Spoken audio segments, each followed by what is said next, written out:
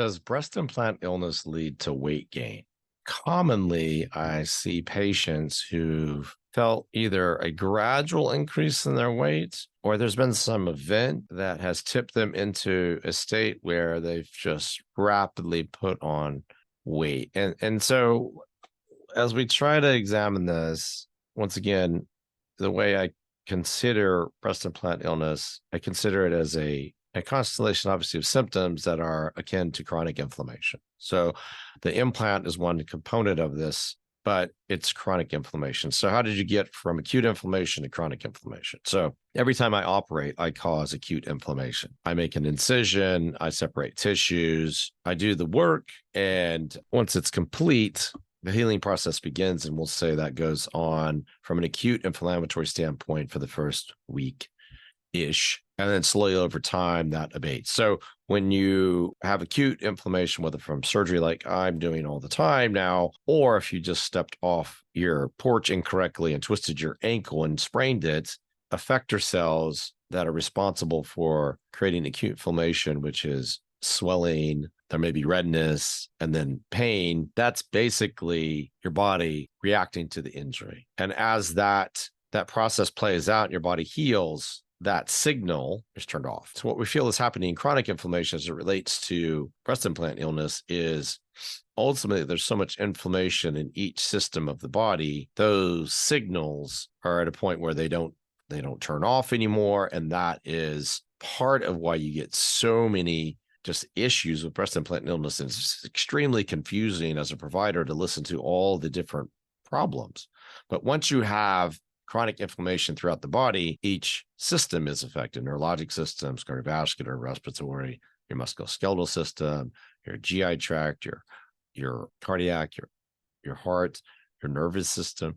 So how does that then lead to weight gain? So a stress response to injury is always swelling. So now instead of having acute swelling, because these signals are never turned off, we get chronic swelling.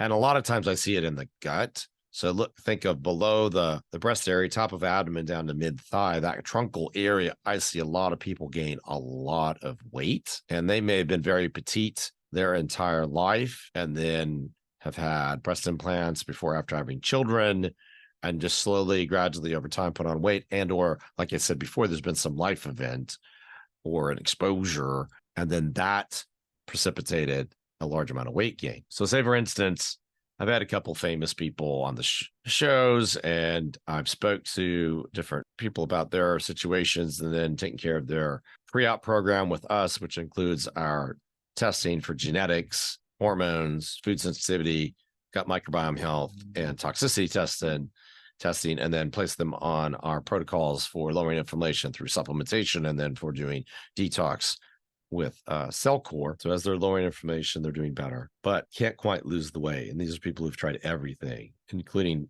taking medicines sometimes, including Ozempic. And prior to surgery, I have people get off Ozempic. I've helped patients afterwards that are our clients manage their weight who need to lose more. But let's just say, if we feel like the chronic inflammatory process is responsible for a lot of this weight gain, which is really fluid. So think about the gut.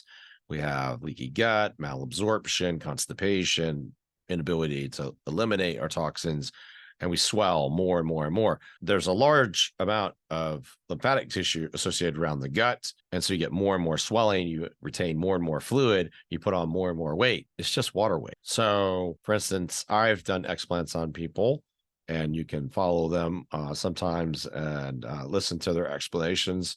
The Skinny Confidential with at Lauren Bostic will explain how she, in her stories, she'll go over how she lost so much weight after her explant. And she, like many of my other patients, was reducing their inflammation. They were trying to do everything right, and then the explant was the missing piece of the puzzle, if you will, that helped them resolve that, and their body could reset. It could go from a chronic inflammatory state and then start to heal. So that weight gain, that fluid weight, can just get resolved as you decrease the drivers of inflammation, identify the biggest ones, including implants, and remove them from the system. So yes, breast implant illness can be responsible for weight gain if you follow that way of thinking about it.